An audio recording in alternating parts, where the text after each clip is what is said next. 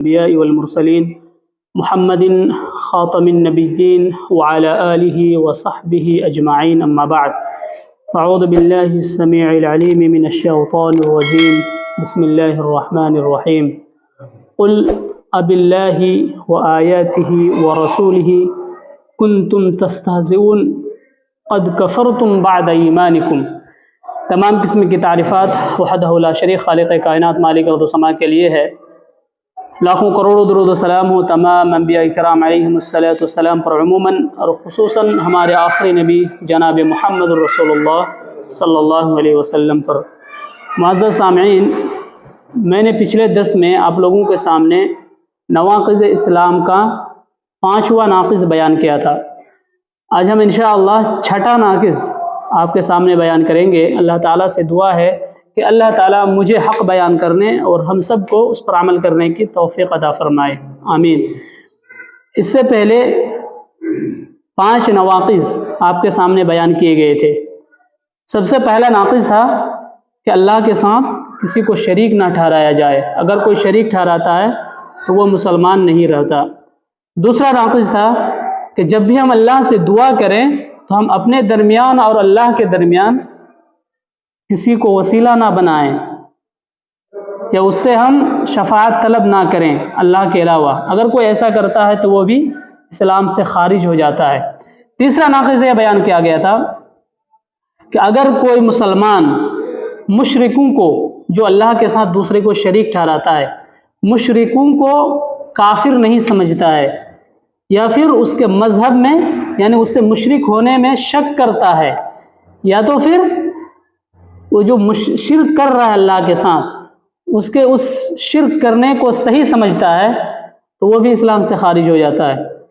اور چوتھا ناقض یہ بیان کیا گیا تھا کہ اگر کوئی مسلمان پیارے نبی صلی اللہ علیہ وسلم کے طریقے کو چھوڑ کر کے کسی دوسرے انسان کے طریقے کو بہتر سمجھتا ہے تو وہ بھی اسلام سے خارج ہو جاتا ہے۔ اس لیے کہ ہم ہر خطبہ میں یہ سنتے ہیں ہر مقرر سے اور ہر خطیب سے، فَإِنَّ خَيْرَ الْحَدِيثِ کتاب اللہ وَخَيْرَ الْهَدِي هَدْيُ محمد صلی اللہ علیہ وسلم، کہ سب سے بہتر طریقہ کس کا ہے؟ محمد صلی اللہ علیہ وسلم کا طریقہ ہے۔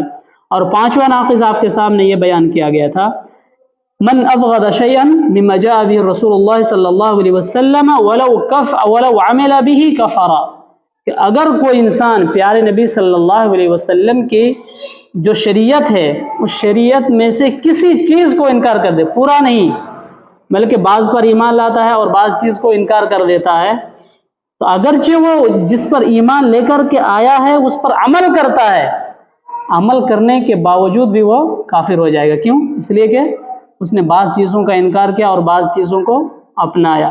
اس لیے مسلمانوں کو مکمل شریعت کو اپنانے کی ضرورت ہے۔ ایسا نہیں کہ ہم کچھ چیزوں پر عمل کر رہے ہیں، کسی چیز کو چھوڑ دے رہے ہیں، ایسا نہیں ہونا چاہیے۔ اگر ایسا کریں گے تو پھر ہم مسلمان نہیں ہو سکتے۔ یہ 5واں ناقض آپ لوگوں کے سامنے بیان کیا گیا تھا۔ آج کا جو درس ہے، چھٹا ناقض ہے، وہ ہے من استہزأ من دین الرسول صلی اللہ علیہ وسلم ثوابہ او عقابہ کفر۔ مصنف لکھتے ہیں امام محمد ابن عبد الوہاب رحمۃ اللہ علیہ، کہ اگر کوئی شخص پیارے نبی صلی اللہ علیہ وسلم کی شریعت میں سے کسی چیز کا مذاق اڑائے، آپ صلی اللہ علیہ وسلم نے جو دین لے کر کے آیا ہے، جو شریعت لے کر کے آیا ہے، اس میں سے کسی چیز کا اگر وہ مذاق اڑاتا ہے، چاہے وہ ثواب کے تعلق سے ہو یا سزا کے تعلق سے ہو، چاہے وہ ثواب کے تعلق سے ہو یا سزا کے تعلق سے ہو، ان میں سے کسی چیز کا اگر وہ مذاق اڑاتا ہے تو وہ بھی اسلام سے خارج ہو جاتا ہے، وہ بھی کافر ہو جاتا ہے۔ اچھا، ایسا کیوں ہے کہ اگر کوئی انسان شریعت کی کسی چیز کو انکار کرتا ہے یا اس کا کوئی مذاق اڑاتا ہے، شریعت کی لائی ہوئی اللہ کے نبی صلی اللہ علیہ وسلم کی لائی ہوئی شریعت کا مذاق اڑاتا ہے، تو وہ کافر کیوں ہو جاتا ہے؟ اس کی دلیل کیا ہے؟ اللہ نے قرآن کریم کی سورہ توبہ سورہ نمبر 9 آیت نمبر 65 اور 66 میں ایسے لوگوں کا تذکرہ کرتے ہوئے فرمایا، قل اباللہ وآیاتہ ورسولہ کنتم تستہزئون قد کفرتم بعد ایمانکم۔ اللہ نے فرمایا اے نبی صلی اللہ علیہ وسلم آپ ایسے لوگوں کو فرما دیجئے کیا تمہارے مذاق کرنے کے لیے اللہ اور اس کی آیات، اس کی نشانیاں یا اس کے رسول ہی رہ گئے ہیں اور مذاق کرنے کے لیے کوئی چیز تمہارے پاس نہیں ہے؟ قد کفرتم بعد ایمانکم، یقیناً تم ایمان کے بعد کافر ہو چکے ہو۔ اچھا، یہ آیت کب نازل ہوئی؟ غزوہ تبوک کے موقع پر صحابہ کرام رضوان اللہ علیہم اجمعین آرام کرنے کے لیے کسی جگہ پر بیٹھے ہوئے تھے۔ اس میں سے ایک شخص نے کہہ دیا، جو قراء صحابہ کرام تھے، جو یہ قرآن کے حافظ تھے، قاری تھے، ان لوگوں کے متعلق انہوں نے مذاق کرتے ہوئے کہہ دیا کہ ہمارے درمیان جو قراء ہیں یا ہمارے پاس جو قراء ہیں ان کے جیسے پیٹو یا جھوٹے کوئی نہیں ہے۔ یہ کھانے میں تو آگے رہتے ہیں لیکن جب جنگ کرنے کی بات آتی ہے، لڑائی کی بات آتی ہے تو یہ بزدلی دکھاتے ہیں، یہ پیچھے ہٹ جاتے ہیں۔ اسی میں سے ایک صحابی نے کہا، کیا تم ہمارا مذاق اڑا رہے ہو؟ یقیناً میں اللہ کے نبی صلی اللہ علیہ وسلم کو شکایت کر دوں گا۔ آپ صلی اللہ علیہ وسلم تک یہ بات پہنچ گئی۔ آپ صلی اللہ علیہ وسلم کے پاس جب یہ بات پہنچی تو اللہ نے فوراً یہ آیت نازل فرمایا، قل اب اللہ وآیاتہ ورسولہ کنتم تستہزئون قد کفرتم بعد ایمانکم۔ کہ نبی صلی اللہ علیہ وسلم آپ ان سے کہیے کیا اللہ اور اس کی آیات اور اس کا رسول ہی تمہارے مذاق کے لیے رہ گیا ہے اور تم مذاق کرنے کے لیے کوئی چیز نہیں پاتے ہو؟ یقیناً تم ایمان کے بعد کافر ہو چکے ہو۔ پیارے نبی صلی اللہ علیہ وسلم نے اسے کافر قرار دیا۔ سیدنا عبداللہ ابن عمر رضی اللہ تعالی عنہما بیان کرتے ہیں، جس کو امام ابن جریر، امام ابو حاتم اور ابو الشیخ مفسرین ہیں، ان لوگوں نے بیان کیا ہے کہ حضرت عبداللہ ابن عمر رضی اللہ تعالیٰ عنہ بیان کرتے ہیں کہ میں نے دیکھا کہ وہ آدمی آپ صلی اللہ علیہ وسلم کی اونٹنی سے لٹک لٹک کر آپ صلی اللہ علیہ وسلم کو یہ کہہ رہا تھا کہ نبی کریم صلی اللہ علیہ وسلم ہم لوگ ایسے ہی مذاق کر رہے تھے، ہم لوگ ایسے ہی مذاق کر رہے تھے، ہم نے حقیقت میں یہ بات نہیں کہی ان سے، بلکہ ہم سفر میں تھکاوٹ ہو گئی تھی اور تھکاوٹ دور کرنے کے لیے ہم لوگ آپس میں ہنسی مذاق کر رہے تھے، یہ میں نے سیریسلی بات نہیں کہا تھا۔ پھر آپ صلی اللہ علیہ وسلم نے وہی بات کہی، قل اب اللہ وآیاتہ ورسولہ کنتم تستہزئون، کیا تم اللہ اور اس کے آیات اور اس کا رسول ہی تمہارا مذاق کے لیے رہ گیا تھا اور مذاق کرنے کے لیے کوئی چیز نہیں؟ اسی لیے علماء کرام علماء کرام رحمۃ اللہ علیہم اجمعین اس آیت کریمہ کی تفسیر میں لکھتے ہوئے اور اس کا نقاط بیان کرتے ہوئے یہ کہتے ہیں کہ کوئی بھی مسلمان شریعت کی کسی بھی چیز کو لے کر کے مذاق نہیں کر سکتا ہے۔ مذاق کرنے کے لیے شریعت نہیں ہے۔ شریعت کے کسی طالب علم جو علم دین حاصل کر رہا ہے، کسی طالب علم کا بھی آپ مذاق اڑا نہیں سکتے ہیں، یہاں تک کہ جو علماء حق ہیں اس کا بھی آپ مذاق نہیں اڑا سکتے۔ اگر ہم سیریسلی نہیں کہہ رہے ہیں کوئی بات نہیں، لیکن ہم مذاق کے طور پر بھی اس کا مزہ نہیں لے سکتے۔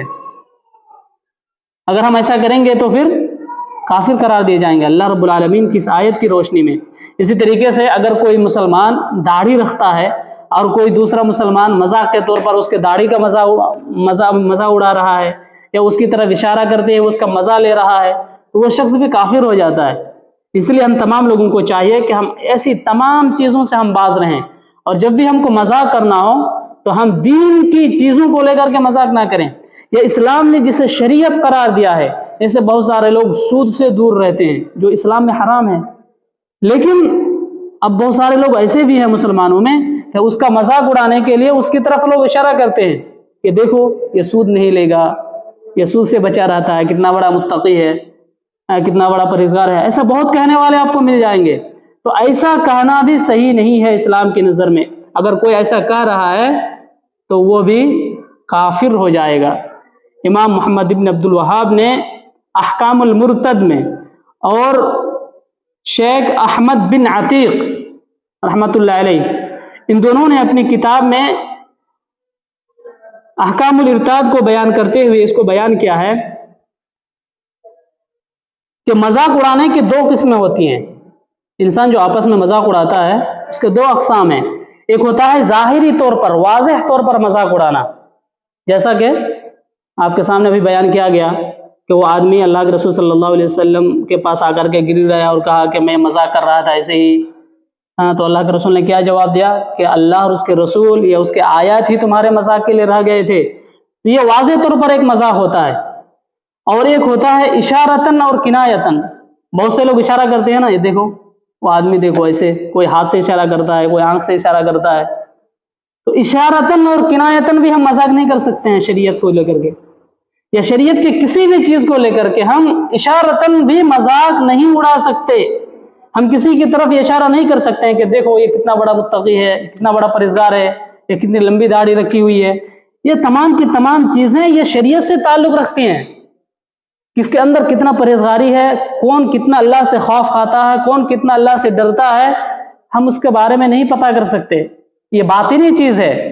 اللہ نے ہمیں اور آپ کو کسی کا نگراں بنا کر کے نہیں بھیجا، یہ اللہ کا کام ہے. ہمیں اور آپ کو یہاں عمل کرنے کی ضرورت ہے، کسی پر نقطہ چینی کرنے کی ضرورت نہیں، کسی کے عمل کو دیکھنے کی ضرورت نہیں.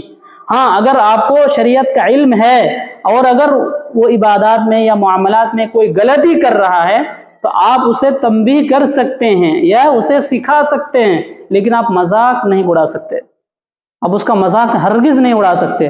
اگر ہم ایسا کر رہے ہیں تو آپ یقین مانیں کہ ہم اتنا ہی گناہ گار ہوں گے جتنا کہ ایک کافر اور مشرک کا ہوتا ہے.